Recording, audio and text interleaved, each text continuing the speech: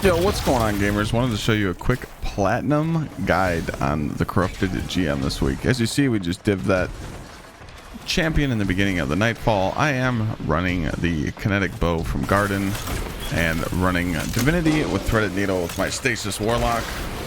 Sneak is running Invis Hunter with Idris Scepter, a Void Bow, and a Threaded Needle. We had Sweat on a kinetic bow with Vex and Threaded Needle. We felt like these three weapons together, Agers with Divinity and the Vex, was just clearing ads, pretty much making this really easy. So what we do is we make sure that we kill that beginning champ, kill these two overloads, and push on the inside. I know a lot of people aren't doing many platinum runs, but it's really not that bad if you stop the unstoppable from the door.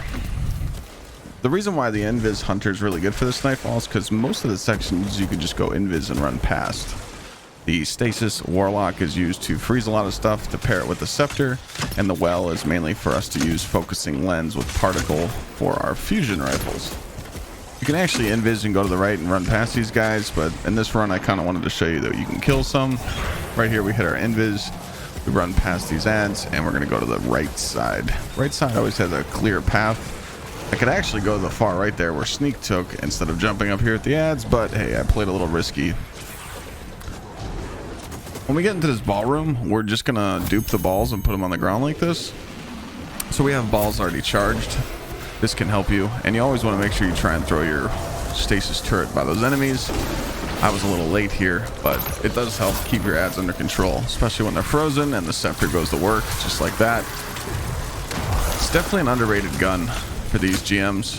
I think every week we've ran a GM with the Scepter on, and it just kind of makes it very easy to freeze everything, especially when you're pairing it with other character stasis like a Hunter or a Warlock, because we all know that the Titan kind of struggles in that department. But we're mainly just taking our time. I think the thing that we found most annoying was just ad clear and, you know, certain ads killing you. I personally get farmed by all the Shriekers. The Shriekers farm me so much. And by the way, I wanted to point out that I am running Aeons to pretty much finisher every champion, so we have unlimited amounts of heavy. Sneak was running 6 Coyote. You can also run the 6 Coyote, or you can run the Omni chest piece to give yourself more invises.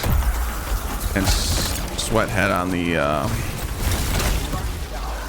damn, I just farmed him. Sweat had on the Phoenix Protocol. Feels bad, Sweat. So right here, it's kind of nice where you can just put the well down, bake all this,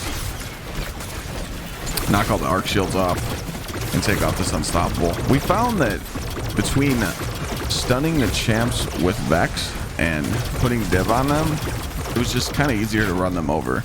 Vex is really good in this Nightfall because it can, you know, stun the unstoppables easy, and plus help out with all those Solar Knights in the end. Gotta watch out for these Shriekers though. I literally got destroyed by them so many times. But as you see, I mean, these champs just fall over. 3 shots and they fall right over. So it makes you conserve ammo. When you get into this room, you want to spawn trap the unstoppable in the light room. So we see that he's not left, so we're gonna hit him on the right side here. The reason why we kill him is because we're gonna go over to the dark room and we're not gonna kill anything. We're getting set up because when we get back, we want to kill the ogre in the light room.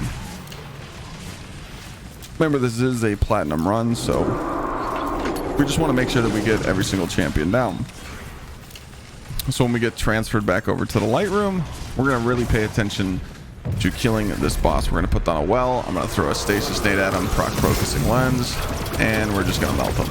Watch out for the fireballs in the well, because those two of those can hit you if you don't have the right resist mods on. So now we're going to get sent over back to the dark room, and we just have to kill the 2 unstoppables. I'm going to hit finishers on them so I can get my teammates heavy, and then we're going to go into the back of the room to the left. We found in the back of the room to the left, there's always a great place to sit because you can ignore a lot of ads. Once you kill Big Ogre here, you're done with this room. You can actually go down the right side steps and avoid all the Shriekers.